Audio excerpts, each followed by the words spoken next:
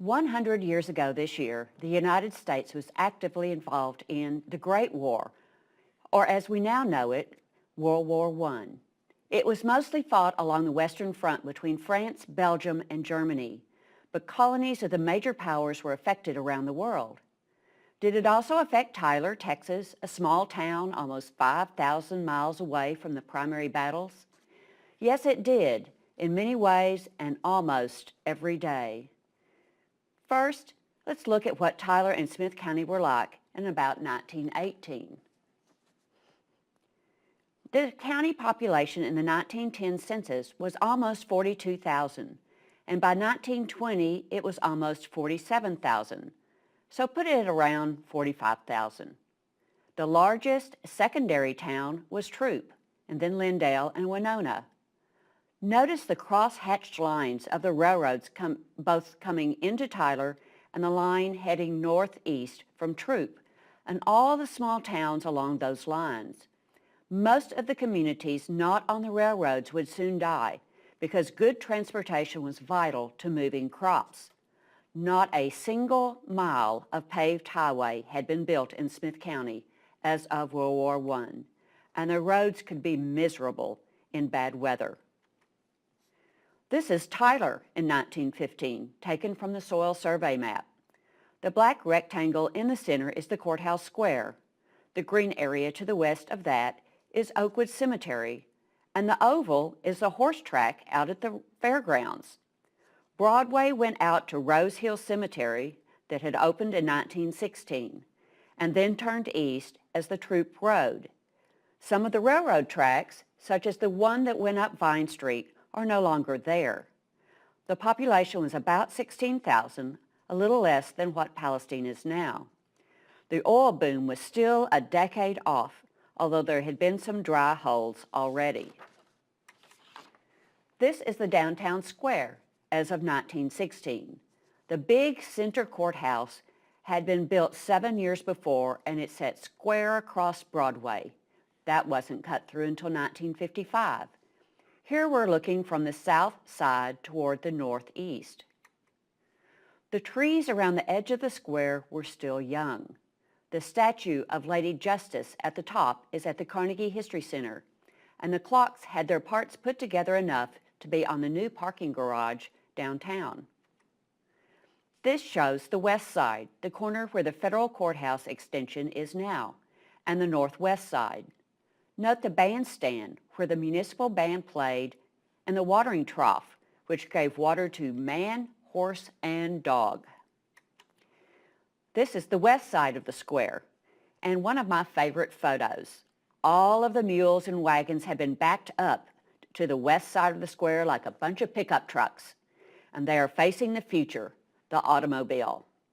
This is one of the only paved streets in town. Brick streets are only around the square, out another block, and then up North Spring to the depot. That's all of the paving in the entire county. There are no suburban shopping centers. Downtown was everything. This is a 1919 sandboard map showing all of the streets and buildings in the downtown area. Pink is brick and yellow is wood construction. Here is the depot that serviced passengers from both the Cotton Belt and the International and Great Northern, and would be where troops would leave from and come home to. And here's what one of the trains looked like. Our best department store was Meyer & Schmidt in the northwest corner of the square. It would be bought out by Dillard's in the 1950s, but kept the old name until it moved to the mall in the 1970s. We had 2 silent movie theaters during the war, the Electric Palace on the west side of the square and the Queen, and they could both also handle live vaudeville acts. Birth of a Nation came through in 1918 on a return engagement. Our City Hall was an older building from 1886. It held the fire department, mostly still volunteer, that had 3 motorized vehicles and a horse-drawn ladder truck. It also had a zoo. The building also held a police department consisting of 5 men and a brand new police car and new telephone of its own. The traffic cop only enforced speed. There were no red lights or stop signs yet. Tyler Commercial College, next to the public library, boasted of being the largest business training school in America. Texas College in North Tyler had been organized by the Black Methodist Church. It's still there, but this building is not. This is Tyler High School, the white high school that went to the 11th grade. Black students went to West End School, or the prep classes at Texas College, or at the East Texas Baptist Academy, which became Butler College near the fairgrounds. And at the time of World War I, this is what the Goodman Museum looked like, quite different from its modern appearance. War really exists. This was the headline of the Tyler Daily Courier-Times on April 3, 1917. The masthead should look familiar. The Tyler paper, owned by the same family, still uses the same font. Immediately, the Smith County Equal Franchise League offered their services to President Wilson. The local suffragettes, like most in the national organization, temporarily put on hold their push for the vote to focus their efforts on war support. They would point back to that work after the war to urge the passage of the 19th Amendment. The Home Guards organized. The first of many large patriotic demonstrations was held on the square and in Lindale and Troop. Volunteers started signing up for military service. Congress passed the Selective Service Act on May 18, 1917. While the estimate was 1,100 men of military age in Tyler, 1,187 actually registered, including probably some from the country. Here's the registration card, front and back, for Germanus Francis Eltife, a naturalized citizen born in Lebanon, a confectioner. We had a fairly large Catholic Lebanese immigrant community here by then, and many are still here. Kevin Eltife was our state senator until last January. Take a look at the bottom corner at the left. It says, "If person is of African descent, tear off this corner." The military was strictly segregated, as was almost all other aspects of life in Tyler and the rest of the South in 1918. Both blacks and whites were drafted, but they were in different units and trained in different camps, usually to do different things. By July 20th, the first names of draftees were drawn, and by the 28th, the men were being called before the exemption board. It soon became apparent that the sudden switch from "he kept us out of the war" to "over there" was not setting well with everyone. I like this illustration from the troop banner. We must all speak, act, and serve together. Or else, evidently.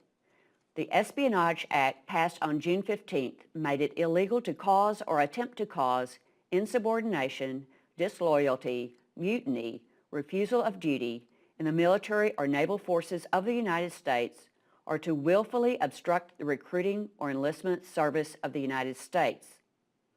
No problem in conservative, patriotic East Texas, right?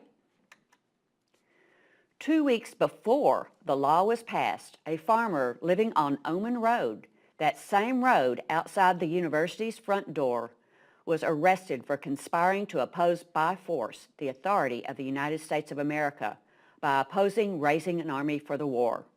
If this is the same J.P. Miller, in 1910 he was secretary of the Smith County Socialist Party and lived in the most socialist voting precinct in the county.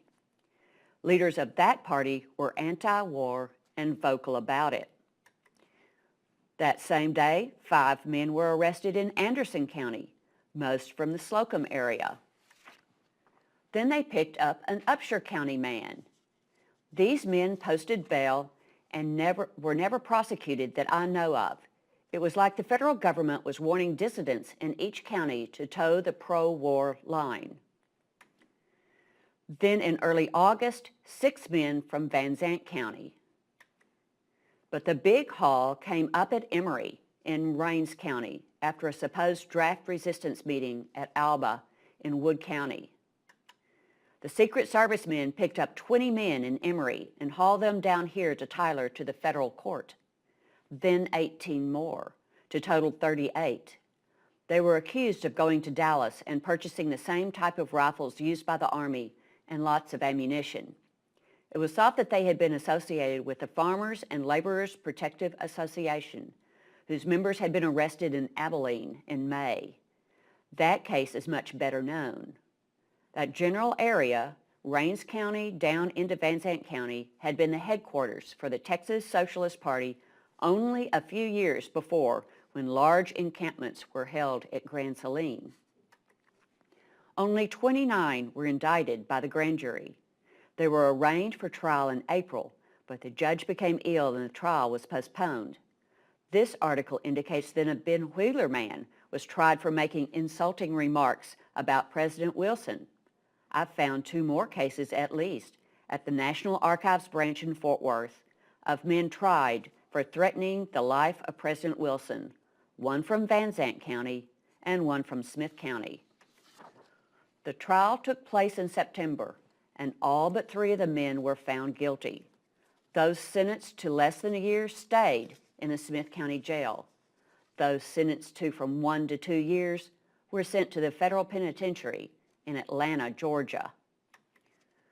With the end of the war in sight, President Wilson pardoned the men in the Smith County jail. The others remained in Atlanta. An amnesty advocate visited Will O'Rear in prison. She reported that he told her, "I am here with my 3 sons, all of us true Americans. We thought we had a right to express our opinions when we knew that the draft quota was being drawn in our town. It was for this that the local draft board had us arrested and convicted for conspiracy. Our families are stranded, but we have no regrets. It was our right to talk."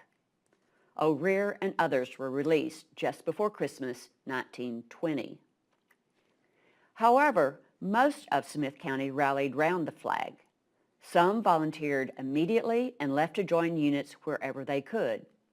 Tyler's Company G, 6th Texas Infantry National Guard Unit, after drilling at home all summer, prepared to head to Camp Bowie in Fort Worth, where they would become Company C, 133rd Machine Gun Battalion. Before they left, they were presented with New Testaments, boxed lunches, chewing gum, and tobacco of various forms. Draftees were sent to Camp Travis in San Antonio. War can also bring profitable business, and soon after the United States entered the war, the local overalls company, Long Hargrove, was invited to put in a bid to make Army uniforms. At about the same time the alleged draft resistors were being rounded up, Long Hargrove got a contract to make 100,000 to 120,000 uniforms over the summer. That meant a lot of jobs for working-class women. Long Hargrove was located just behind the Moore Grocery Company building, which still stands on North Broadway just before the railroad tracks. I was amazed to find one of their jackets in the Australian War Museum. It still has the label in it. But whenever there is a labor force that large, the union organizers are right behind. Surprisingly enough, Tyler was quite a union town at the time, largely due to the Cotton Belt Railroad Texas headquarters being here. But this was the first time the women tried to unionize, and it was with the AFL. Management declined the contract, and the women walked off. The War Department responded with a letter that the company published in the newspaper. The women were requested to do nothing to hinder the work of supplying the United States Army. A little over 2 weeks after the strike began, it was settled with satisfactory contracts, no specifics given, but the Union survived. Tyler had publicized and worked with the National Red Cross as soon as the war was declared, but it wasn't until early September that the city organized its own chapter. They made surgical dressings and other items. Smith County claimed 2 Red Cross nurses who served in France, although at the time they volunteered they were working in Dallas. Gertrude Brogan has a military tombstone at Rose Hill Cemetery. Archie Crutcher was constantly busy raising money for both the Red Cross and Liberty Loans. But her favorite project was the canteen that the Red Cross built next to the Cotton Belt Passenger Depot. There they passed out refreshments, gum, magazines, and other goodies to any of the troop trains passing through that stopped in Tyler. They also had a dining room nearer to downtown where they could feed a whole trainload of men if they had advance notice, all with volunteers.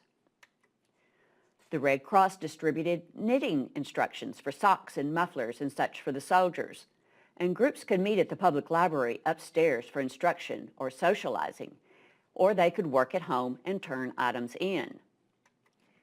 And the Junior Red Cross made items for the poor little Belgian children. Here is Sarah Mcclendon in her little Red Cross outfit with her knitting. Sarah had 2 older brothers in the Army and vowed that when she grew up, if there were another war, she would serve too. And she did, enlisting in the Wax Corps during World War II, eventually becoming a lieutenant. Children were affected and influenced in many ways. If not a little Red Cross uniform, how about a little military outfit or army shoes? It also affected what you ate. Even prior to the United States entering the war, it was supplying foodstuff to war-torn Europe. After it entered the war, the Food Conservation Program under Herbert Hoover brought the war to mind every time a child sat down to a meal. Smith County began growing more wheat, but wheat was for the soldiers because it shipped more easily. Corn was for home, and the war gardens of World War I preceded the victory gardens of World War II. Can the vegetables and the Kaiser too, and kids, do your bit. All those responsible for cooking were to sign food pledge cards to pledge to carry out the directions and advice of the food administrator in the conduct of their household. If you did, you got a card to put in your window. Peer pressure was relentless during the war. Homes and restaurants were to observe meatless and wheatless days, and it was noted publicly if they did not. The government distributed recipes for things like victory breads, such as this cottonseed muffins recipe. Schools put in war gardens. The Cotton Belt allowed war gardens in their unused areas. A local war of words erupted over free-range chickens scratching up gardens. In 1918, there were an estimated 1,850 war gardens just in the city of Tyler. And of course, seed companies loved it. The Kaiser's hand cannot harm you if you grow vegetables. The country instituted daylight savings time for the first time for the purpose of helping win the war. Schools started earlier and let out earlier to allow children to work their war gardens. World War II was the first major American war to be seen on the home front, in motion, even if it was silent. Go to the Queen Theater to see Pershing's Crusaders and maybe see your loved one. It's the fact film Uncle Sam wants you to see. Or maybe Womanhood, the Glory of the Nation. If this flag is good enough to live under, it is good enough to fight for. Or the Zeppelin's last raid as the dastardly Huns dropped bombs on the schoolyards of New York City, destroying St. Patrick's Cathedral and the lights of Broadway. But one of the favorites was the Kaiser Beast of Berlin. See with your own eyes what this monster has done. Many of the films dealt with German spies in the heartland of America, so watch your neighbors. Financing the war took money, and the federal government turned to the American public. The government decided to offer bonds bearing interest and to appeal directly to the people's patriotism and emotion. The Committee of Public Information in Washington recruited advertisers, commercial artists, and movie makers to persuade the American public to give all they could and more. It reached down to the smallest towns in America and was most evident in the Third Liberty Loan in the spring of 1918. Graphic art was made available to the newspapers, and they were eager to use it. These ads most likely came from the Committee of Public Information and were sponsored by local businesses. These two were by the Haddads and the Korkmaz family stores, both Lebanese immigrants. These two were sponsored by banks. The left by the bank, the right one by E.F. Swan, of the same family that still owns the furniture store here. The city and the county were given a quota each bond issue, and it was a matter of intense community pride to go over the top with each one. Lists of bond purchasers were published in the newspapers with the amount they bought, right down to elementary school children. And this is my favorite, appealing straight to the still largely agricultural base of Smith County. This one is sponsored by Tyler Commercial College. The final campaign came after the war ended and was called the Victory Loan Campaign. It was the hardest to raise because the war was over and the men were beginning to come home. A war tank was sent around by train and displayed its abilities in various towns. In the end, Smith County went over the top on that one too. Through the 4 campaigns, Smith County raised over $2 million, which is over $33,600,000 in 2017, a remarkable amount for a cotton town in East Texas. Randy Gilbert, a local attorney, has compiled a spreadsheet of all men known to have enlisted in Smith County or who eventually came to Smith County who served during World War I. It will never be totally complete, but he has over 1,400 names of those who enlisted or were drafted from Smith County at the time. Of those, 381 were African American. 695 Smith County men, black and white, were known to have served overseas. This is Dr. Dean Rice, one of 9 Tyler doctors who enlisted. He served stateside at a training camp. Donnie Skaggs became the first Tyler man to die in France, although it was an aviation accident. Tyler held memorial services and publicly mourned him, even though he had only lived in town for 4 years and his home was actually in Tennessee. Service flags first came into use during World War I and would continue into World War II. This image is of a family flag with 3 living service members. The Harrington family had 4 sons in the Army. Royal was killed in action, so their flag would have had 3 blue stars and now 1 gold star. Organizations could also have service flags. The newspapers mentioned flags for the First Baptist Church, Troop Methodist Church, Tyler High School, Temple Bethel, and Swan Furniture Company, but we cannot find any of these surviving. The death that hit Tyler the hardest was Dr. Fave Baldwin, who had volunteered early and served with the Royal Fusiliers. He had grown up in Tyler, his parents were social leaders, and his loss while serving the wounded seemed especially tragic.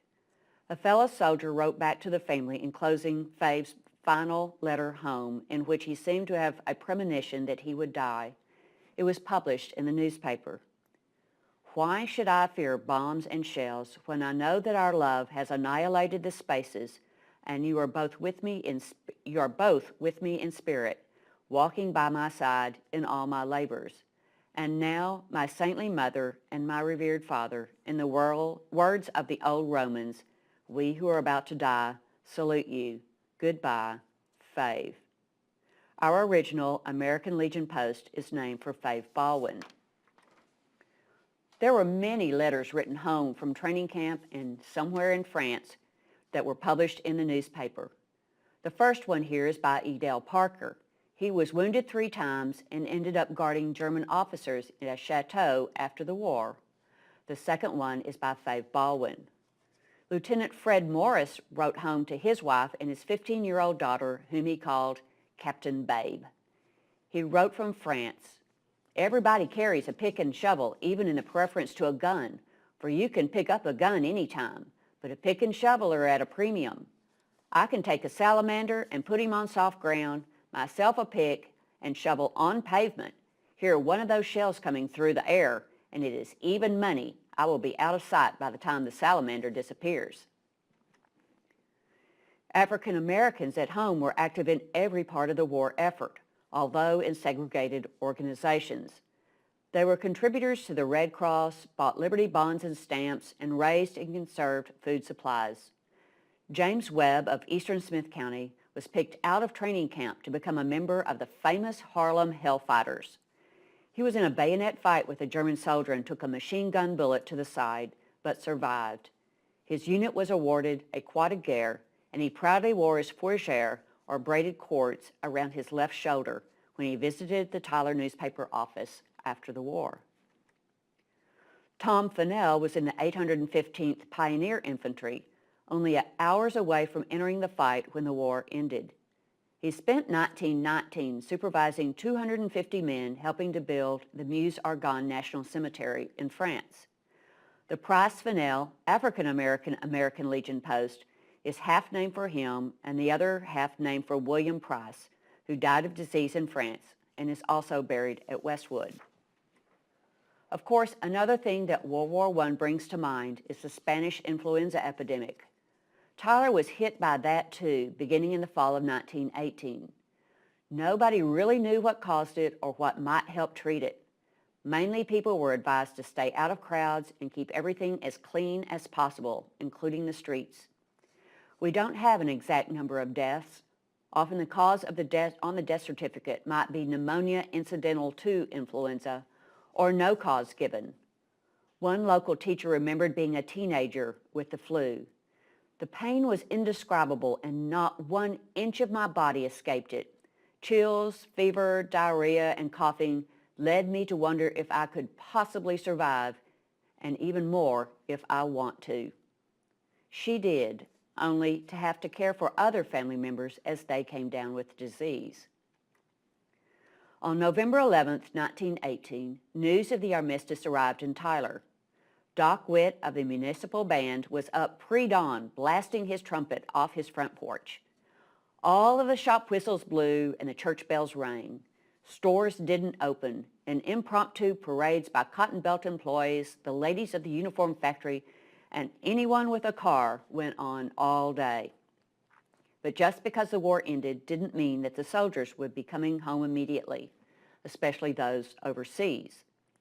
Tyler's top unit, Company C, 133rd Machine Gun Battalion, 36th Division, which was based on the city's National Guard unit, came home to a hero's welcome on July 14, 1919, just for a stopover before heading on to Camp Bowie to be mustered out.